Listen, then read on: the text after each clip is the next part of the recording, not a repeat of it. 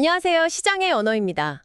2026년 6월 정부가 또 새로운 청년 지원 상품을 내놓습니다. 이름은 청년 미래적금인데요. 솔직히 이런 거 나올 때마다 이번엔 또 뭐가 다르지? 조건 너무 까다로워서 나는 안 되는 거 아냐? 뭐 이런 생각부터 먼저 드시죠? 오늘 저희가 그 속을 아주 시원하게 파헤쳐 드리겠습니다. 우선 이것부터 좀 짚어보죠. 기존에 청년 도약 계좌라는 게 있었잖아요. 그런데 왜 굳이 새로운 상품을 또 만드는 걸까요? 기존 상품에 문제가 있었나요? 네, 바로 그 지점이 이번 상품의 출발점이라고 할 수 있습니다. 기존 청년 도약 계좌의 가장 큰 장벽은요, 바로 5년이라는 만기였습니다. 5년이요? 네, 20, 30대 청년들에게 5년은 뭐 직장을 옮기거나 결혼을 하거나 사는 곳이 바뀌는 등 인생의 변수가 정말 많은 시기거든요. 그렇죠. 정말 길죠. 그런데 이 기간 동안 매달 최대 70만 원씩 돈이 묶여 있어야 하니까 그 심리적인 부담감이 상당했던 거죠. 실제로 중도의 지율도 꽤 높게 나타났고요. 아, 그러니까 급하게 돈이 필요한데 5년이나 묶여 있어서 못 쓴다. 바로 그 문제를 말씀하시는 거군요. 맞습니다. 일종의 유동성의 함정에 빠지는 셈이죠. 이번 청년 미래적금은 바로 이 문제를 해결하기 위해서 만기를 3년으로 확 줄인 것, 이게 핵심입니다. 아, 3년? 네, 청년들에게 훨씬 현실적이고 이 정도면 나도 해볼 만하다 싶은 그런 성취 가능한 목표를 제시한 거라고 볼 수 있습니다. 3년으로 줄인 건 정말 좋은데요. 그럼 혹시 혜택도 그만큼 줄어든 거 아닌가요? 보통 뭔가를 얻으면 다른 뭔가는 좀 포기해야 하잖아요. 네, 아주 날카로운 지적이십니다. 실제로 월 납입 한도는 기존 70만 원에서 50만 원으로 줄었습니다. 줄었네요. 하지만 이건 단순히 혜택을 줄였다기보다는 사회 초년생들의 현실적인 저축 능력을 고려한 조치로 봐야 합니다.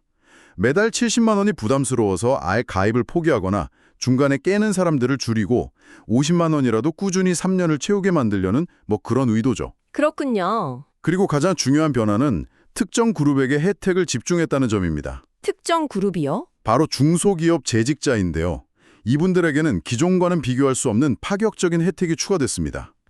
중소기업 재직자 혜택은 잠시 후에 더 자세히 들어보기로 하고요. 일단 이 좋은 상품에 누가 가입할 수 있는지 자격 조건부터 명확하게 짚어주시죠.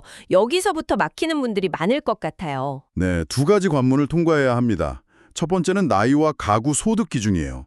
나이는 만 19세에서 34세까지고 군 복무 기간은 나이 계산에서 빼주기 때문에 실제 상한선은 더 높아질 수 있습니다. 네. 가구 소득은 기준 중위소득 200% 이하인데 2026년 기준으로 보면 1인 가구는 월 한 512만 원, 2인 가구는 월 840만 원 정도가 될 겁니다. 여기서 가구 소득이라는 게 좀 함정이겠네요. 예를 들어서 이제 막 취업한 20대인데 부모님과 같이 살고 있다면 내 연봉은 낮아도 부모님 소득 때문에 탈락할 수도 있는 거잖아요. 정확합니다. 그게 가장 흔하게 부딪히는 문제예요. 등본상 한 가구로 묶여 있으면 본인 소득이 아무리 낮아도 부모님 소득이 합산돼서 기준을 훌쩍 넘어버릴 수 있거든요. 그럼 방법이 없나요? 이걸 해결하는 방법이 있긴 합니다. 실제로 독립해서 주소지를 옮기는 거죠. 이런 거 세대 분리를 하는 겁니다. 그러면 1인 가구로 인정받아서 본인 소득만으로 심사를 받게 됩니다. 이미 독립 계획이 있는 분들에게는 유용한 팁이 될 수 있지만 단순히 이 상품 가입만을 위해서 무리하게 독립을 추진하는 건 신중해야 합니다. 월세 같은 추가적인 주거 비용까지 고려하면 실익이 없을 수도 있으니까요. 알겠습니다. 자, 가구 소득이라는 첫 번째 관문을 통과했다고 치죠. 그 다음 개인 소득 기준은 어떻게 나뉘나요? 개인 연봉에 따라 혜택이 3단계로 명확하게 구분됩니다. 먼저 연봉 6천만 원 이하면 1구간인데요. 정부가 돈을 보태주는 기여금과 이자, 비과세 혜택을 모두 받는 핵심 수혜층입니다. 네. 그 다음 연봉 6천만 원에서 7,500만 원 사이가 2구간입니다. 이분들은 아쉽게도 정부 기여금은 없지만 이자 소득에 대한 세금을 전부 면제해주는 비과세 혜택은 받을 수 있어요. 기여금은 없지만 비과세는 되는군요. 맞습니다. 마지막으로 연봉 7,500만 원을 초과하면 안타깝지만 가입 자격이 없습니다. 알겠습니다. 자격 조건이 생각보다 꽤 디테일하네요. 이 모든 관문을 다 통과했다고 가정하고 이제 가장 중요한 질문을 드려야겠습니다. 그래서 3년 뒤에 내 통장에 얼마가 찍히는데 이 질문에 대한 답을 숫자로 딱 보여주시죠. 네, 시뮬레이션을 해보겠습니다. 정부 기여금은 매달 내는 돈에 비례해서 정부가 보너스처럼 현금을 얹어주는 개념인데요. 소득이 낮을수록 더 많이 얹어줍니다. 네네. 예를 들어 연봉 2,400만 원 이하인 청년이 매달 50만 원씩 꽉 채워서 낸다고 가정을 해볼게요. 이 경우 매달 납입액의 6%인 3만 원을 정부가 넣어줘요. 3년이면 총 108만 원의 보너스가 생기는 거죠. 아, 108만 원이 그냥 생기는 거네요? 그럼 원금이랑 이자까지 합하면 최종 금액은 얼마가 되나요? 은행 기본금리를 연 4%로 가정하면요. 3년간 낸 원금 1,800만 원에 방금 말씀드린 정부 기여금 108만 원, 그리고 세금이 전혀 붙지 않는 순수이자 약 111만 원이 더해집니다. 와, 전부 합치면 3년 뒤에 약 2,019만 원을 받게 됩니다. 2019만 원. 네. 이게 원금 대비 12%가 넘는 수익률인데 원금이 보장되는 상품 중에서 정부가 이런 확정 수익을 보장해주는 경우는 사실상 없다고 봐도 무방합니다. 앞서서 이번 정책의 주인공이 따로 있다고 하셨어요.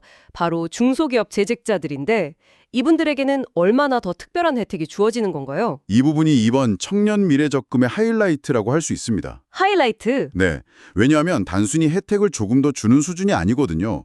연소득 3,600만 원 이하인 중소기업 재직자에게는 정부 기여금 매칭 비율을 다른 가입자의 2배로 적용해 줍니다. 2배요? 그럼 아까 계산했던 수익률이 말 그대로 2배로 뛰는 건가요? 그런데 왜 하필 중소기업 재직자들에게 이렇게까지 큰 혜택을 주는 거죠? 뭔가 정책적인 의도가 있을 것 같은데요? 맞습니다. 이건 단순히 청년 복지를 넘어서 한국 경제의 고질적인 문제죠. 바로 중소기업 인력난을 해소하려는 정부의 강력한 정책 의지가 담겨 있다고 볼 수 있습니다. 아, 대기업 신입사원이랑 중소기업 신입사원의 초봉 격차가 갈수록 벌어지는데 그 차이를 정부가 금융 혜택으로 직접 메워줘서 중소기업 취업을 유도하고 또 장기 재직을 장려하려는 시도인 셈이죠. 그렇군요. 그럼 그 2배 혜택을 적용해서 다시 계산하면 최종 수령액은 얼마나 달라지나요? 똑같이 월 50만 원을 납입한다고 가정했을 때 정부가 매달 6만 원씩 3년간 총 216만 원을 지원해 줍니다. 216만 원? 네.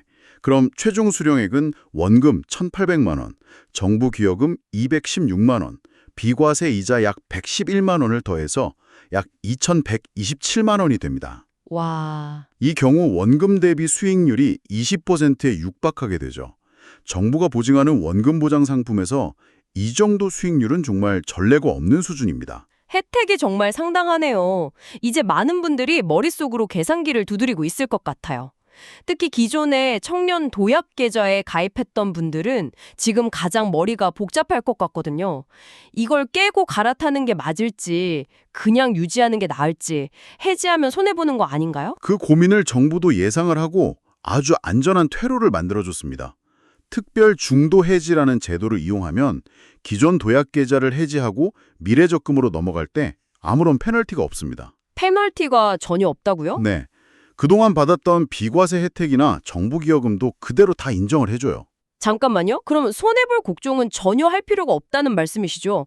순수하게 나한테 3년짜리가 유리한지 5년짜리가 유리한지 그것만 판단하면 되는 거네요? 정확합니다. 그래서 기준을 명확하게 세울 수 있어요.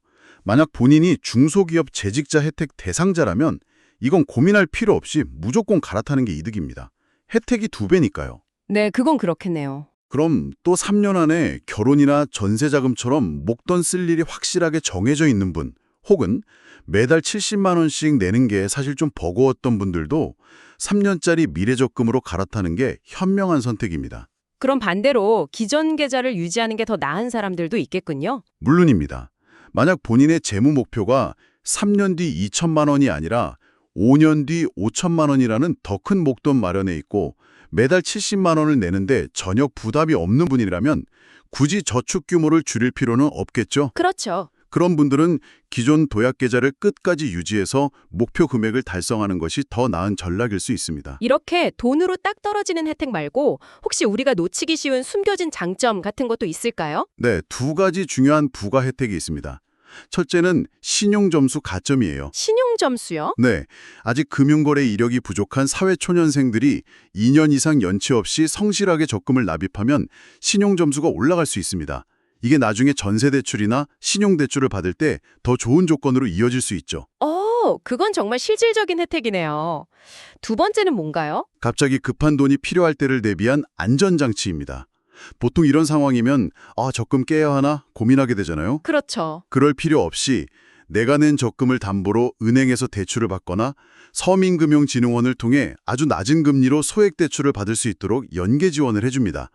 유동성 문제를 해결하면서 만기 혜택은 그대로 다 챙길 수 있게 해주는 거죠. 오늘 이야기를 쭉 들어보니까요. 이번 청년 미래적금은 단순히 상품 하나가 새로 나왔다기보다 기존 정책에 대한 청년들의 불만을 정부가 꽤 디테일하게 반영한 결과물이라는 생각이 드네요.